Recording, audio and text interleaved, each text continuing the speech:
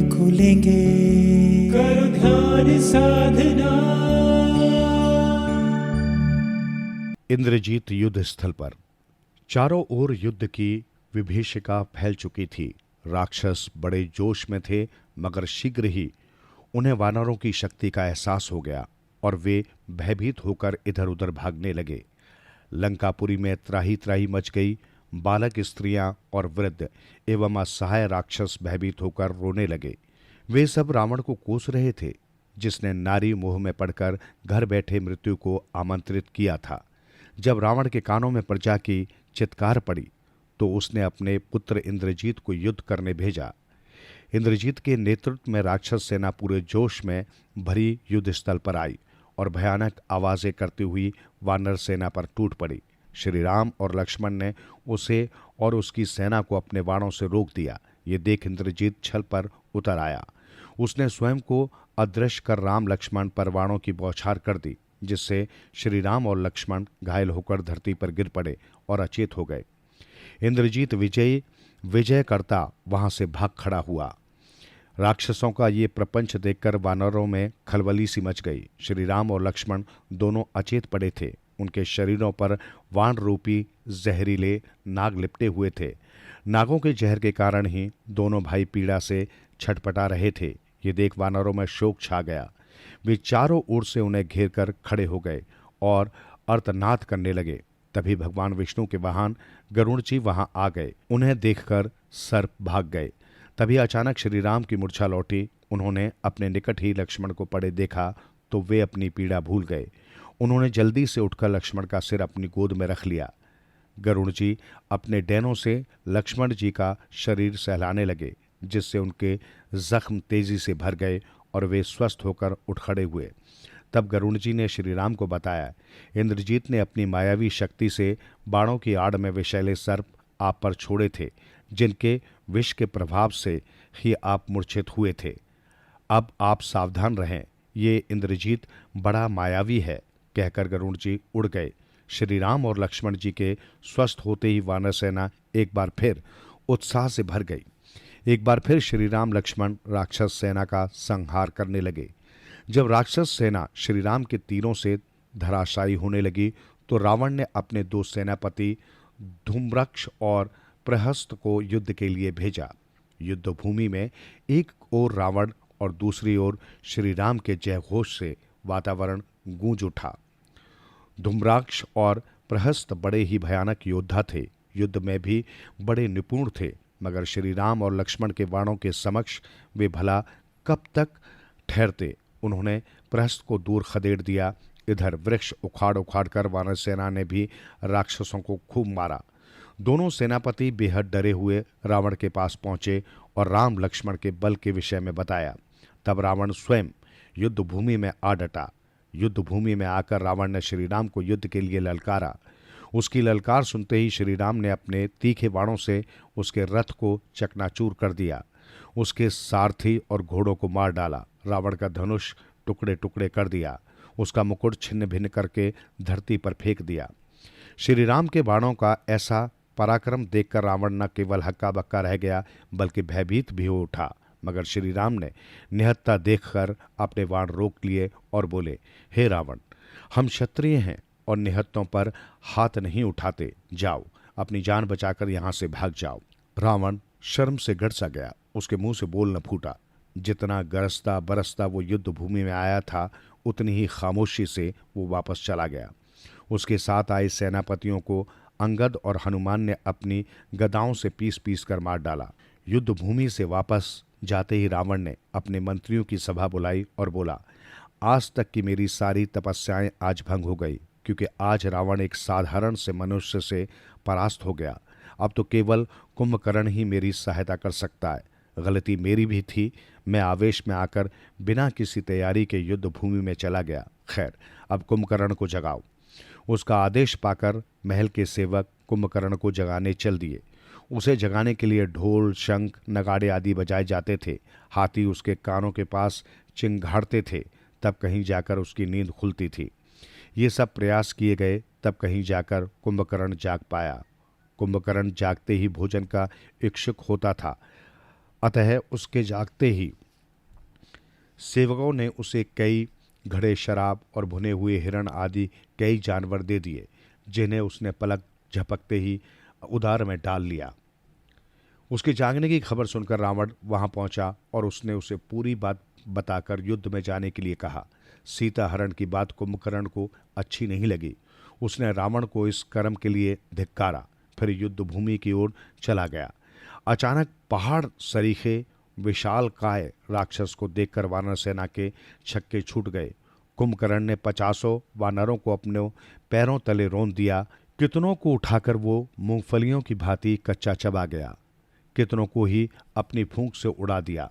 वानर सेना त्राही त्राही माम करती श्रीराम की शरण में गई और कुंभकर्ण के आने की सूचना दी।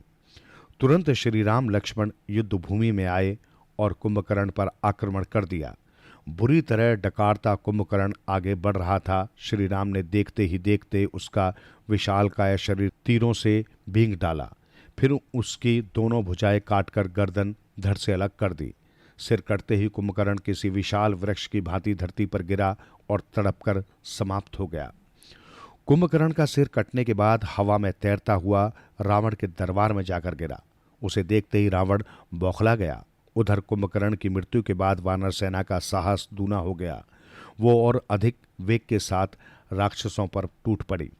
तभी इंद्रजीत का रथ वहां आ गया। वानर उसके सैनिकों पर भी टूट पड़े, मगर फिर एकाएक ही सभी वानर सैनिक ठिठक कर रुक गए और चिल्लाए, अरे देखो, सीता माता! रावण का पुत्र सीता माता को लौटाने आया है।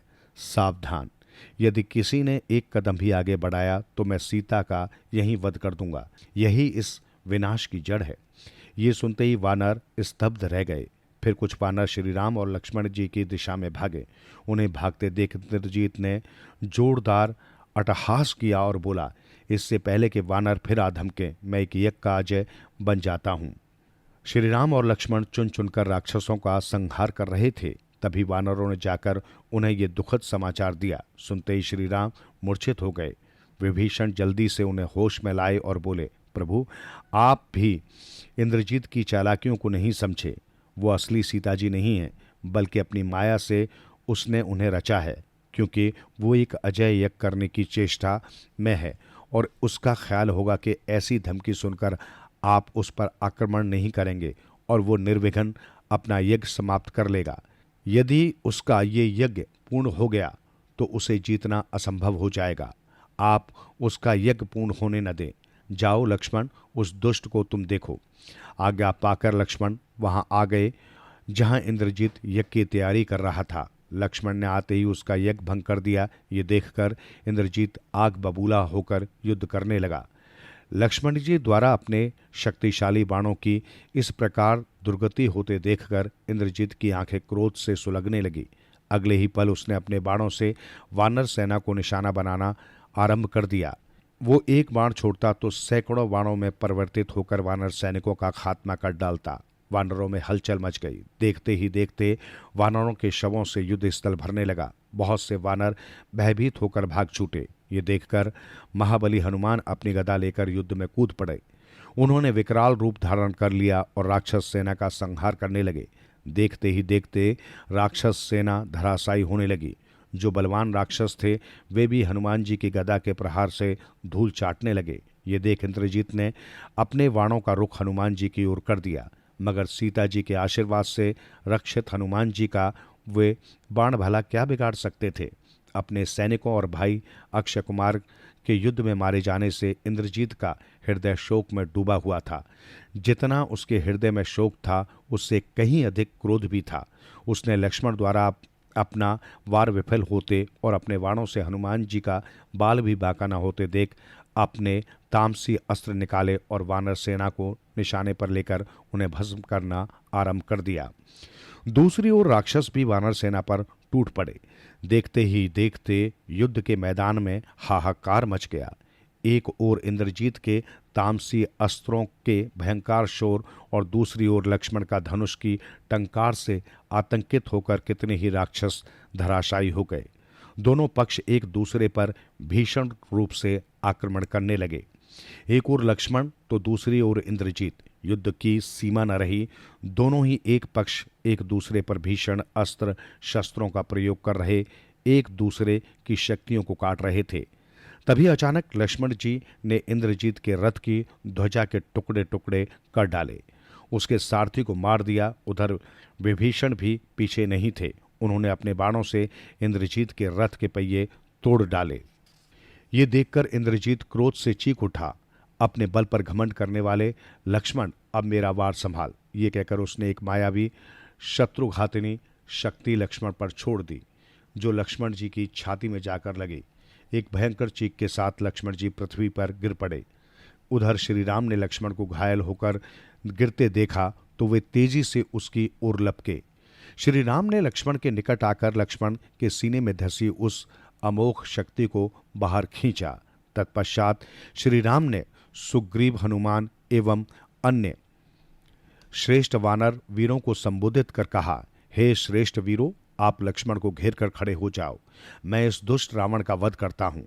कहकर राम अपना धनुष उठाकर पलटे तो देखा कि इंद्रजीत भयानक किस्म के विजयी अट्टहास लगा रहा था। राम ने धनुष पर तीर चढ़ाया और छोड़ दिया।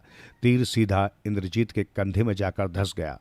उसके बाद तो श्री राम ने बाणों की ऐसी वर्षा की कि इंद्रजीत का संपूर्ण जिस्म तीरों से बिंध गया, किंतु फिर भी वो भयानक रूप से युद्ध कर रहा था। दोनों के धनुषों की टंकार से वातावरण में भयानक शोर उत्पन्न हो गया। पृथ्वी के सभी प्राणी भय से कांपने लगे।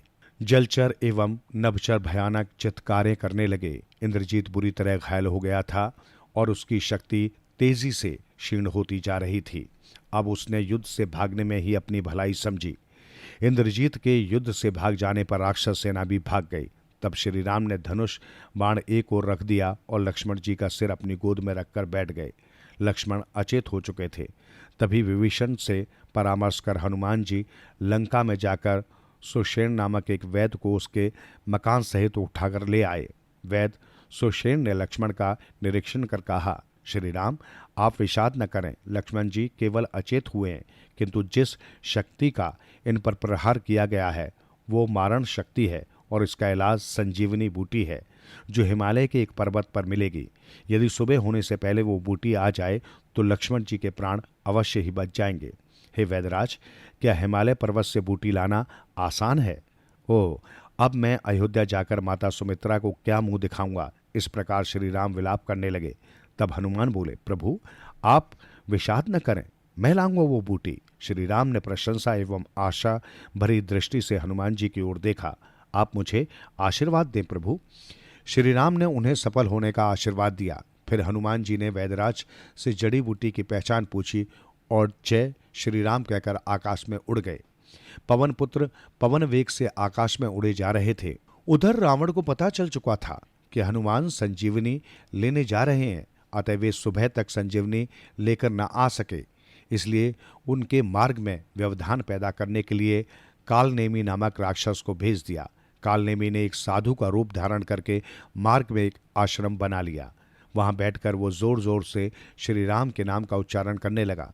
जंगल में आश्रम देखकर और श्री राम का उच्चारण सुनकर हनुमान जी ने सोचा कि इस आश्रम में जल आदि पीकर आगे चला जाए। ये सोचकर हनुमान जी नीचे उतरे और जाकर कालनेमी को प्रणाम किया और जल पीने की आज्ञा मांगी। तब कालनेमी ने कहा कि आप सरोवर से जल ग्रहण कर लें।